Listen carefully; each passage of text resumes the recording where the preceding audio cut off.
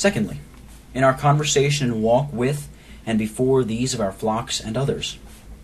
1. Fruitless conversing ordinarily with others for the worse rather than for the better. 2. Foolish jesting away time with impertinent and useless discourse, very unseeming the ministers of the gospel. 3. Spiritual purposes often dying in our hands when they are begun by others. 4. Carnal familiarity with natural wicked and malignant men, whereby they are hardened, and the people of God stumbled, and we ourselves blunted. 5. Slighting fellowship with these by whom we might profit. 6. Desiring more to converse with these that might better us by their parts, than such as might edify us by their graces. 7. Not studying opportunities of doing good to others. 8. Shifting of prayer and other duties when called thereto, choosing rather to omit the same than we should be put to them ourselves. 9. Abusing of time and frequent recreation and pastimes, and loving our pleasures more than God. 10. Taking little or no time to Christian discourse with young men trained up for the ministry. 11. Common and ordinary discourse on the Lord's Day. 12. Slighting Christian admonition from any of our flocks or others as being below us, and ashamed to take light and warning from private Christians. 13. Dislike of or bitterness against such as deal freely with us by admonition or reproof, and not dealing faithfully with others who would welcome it off our hands. 14. Not making conscience to take pains on the ignorant and profane for their good. 15. Our not mourning for the ignorance, unbelief, and miscarriages of the flocks committed unto us. 16.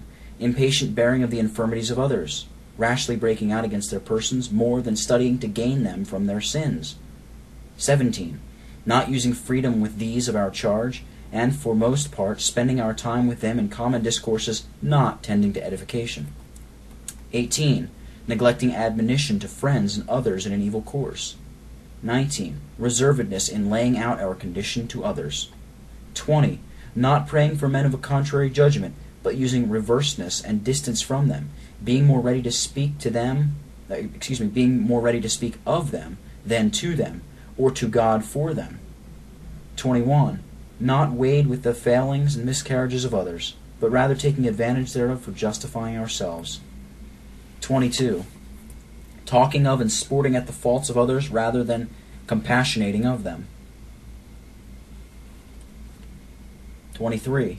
No pains taken in religious ordering of our families, nor studying to be patterns to other families in the government of ours. 24. Hasty anger and passion in our families and conversation with others. 25. Covetousness, worldly-mindedness, and an inordinate desire after the things of this life, upon which followeth a neglect of the duties of our calling, and our being taken up for the most part with the things of the world. 26. Want of hospitality and charity to the members of Christ. 27. Not cherishing godliness in the people, and some being afraid of it, and hating the people of God for piety, and studying to bear down and quench the work of the Spirit amongst them. Thirdly, in the discharge of ministerial duties, which is first in regarding of laboring in the word and doctrine. 1.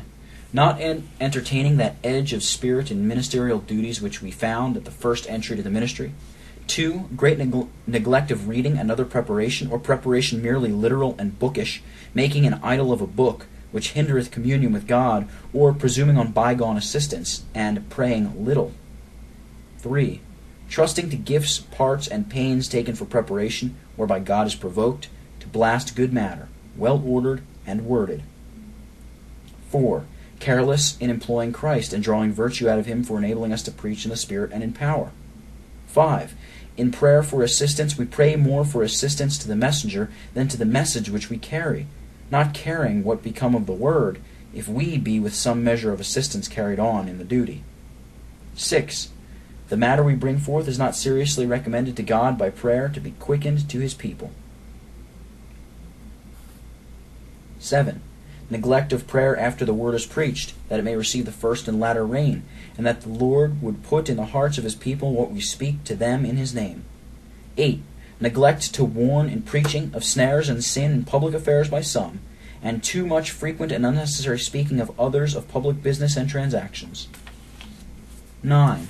exceeding great neglect and unskillfulness to set forth the excellencies and usefulness of Jesus Christ and the new covenant, which ought to be the great subject of a minister's study and preaching. 10. Speaking of Christ more by hearsay than from knowledge and experience, or any real impression of him upon the heart. 11. The way of most ministers preaching too legal. 12. Want of sobriety in preaching the gospel, not favoring anything but what is new, so that the substantials of religion bear but little bulk. 13. Not preaching Christ in the simplicity of the gospel, nor ourselves the people's servants for Christ's sake. 14. Preaching of Christ not that the people may know him, but that they may think we know much of him. 15. Preaching anent Christ's leaving the land without brokenness of heart or upstirring of ourselves to take hold of him. 16. Not preaching with bowels of compassion to them who are in hazard to perish. 17. Preaching against public sins, neither in such a way nor for such an end as we ought for the gaining of souls and drawing men out of their sins, but rather because it is of our concernment to say something of these evils. 18. Bitterness instead of zeal, in speaking against malignants, sectaries, and other scandalous persons, and unfaithfulness therein. 19. Not studying to know the particular condition of the souls of the people, that we may speak to them accordingly, nor keeping a particular record thereof, though convinced of the usefulness of this. 20. Not choosing what may be most profitable and edifying, in want of wisdom and application to the several conditions of our souls, not so careful to bring home the point by application as to find out the doctrine, nor speaking the same with that reverence which becomes his word and message. 21. Choosing rather texts whereon we have something to say, rather than suiting to the condition of souls, and times and frequent preaching of the same things, that we may not be put to the pains of new study. 22. Such a way of reading, preaching, and prayer as puts us in these duties further from God. 23. Too soon satisfied in the discharges of duties and holding off challenges with excuses. 24. Indulging the body and wasting much time idly. 25. Too much eyeing our own credit and applause, and being taken with it when we get it, and unsatisfied when it is wanted. 26. Timorousness in delivering God's message, letting people die in reigning sins without warning. 27. Vogueness and prideness of heart, because the Lord fulfilled our word in the year 1648. 28. Rash speaking in the name of the Lord in reference to the success of our armies of late. 29. Studying the discharge of duties rather to free ourselves from censure than to approve ourselves of God. 30. Shifting to preach in places where we were from the time for fear of displeasing, in this time of public backsliding and trial. 31. Not making all the counsel of God known to his people, and particularly not giving testimony in times of defection. 32. Not studying to profit by our own doctrine, nor the doctrine of others. 33. For most part preaching, as we ourselves were not concerned in the message we carried to the people. 34. Not rejoicing at the conversion of sinners, but content with the unthriving of the Lord's work amongst his people, as suiting best with our minds, fearing if they should thrive better, we should be more put to it and less esteemed of by them. 35. Many, by preaching and practice, bearing down the power of godliness. 36. Unfaithful discharge of ministerial duties in attending the armies. 37. We preach not as before God, but as to men, as doth appear by the different pains in our preparation to speak to our ordinary hearers, and to others to whom we should approve ourselves. 38. Not making the ministry a work in earnest, as a thing to be accounted for in every duty, which makes much laziness and unfruitfulness, doing duties ex officio, not ex conscientia officio, rather to discharge our calling than our conscience. Secondly, in administration of sacraments. 1. In baptism. Little minding in ourselves, or stirring up of others to mind the obligation that lies on us and them by the covenant made with God in baptism. 2. Not instructing parents in their duty, not charging them with their promise given at the baptizing of their children, nor trying what pains they have taken to perform the same. 3. Being very superficial and formal in the administration of this ordinance. Thirdly, in the administration of the Lord's Supper. Admitting of mixed multitudes to the Lord's table, not separating betwixt the precious and the vile. 2. unequal dealing with poor and rich, in admitting to or suspending and debarring from the Lord's table. 3. Great neglect to prepare for that action, preparing for it more as ministers than as Christians. 4. Carnal and unworthy carriage of ministers at the communion, being more desirous to have that action by our hands, with credit to ourselves than with profit to the people. 5. Thinking when that action is by hand that we have a vacancy from other ministerial duties for a time. 6.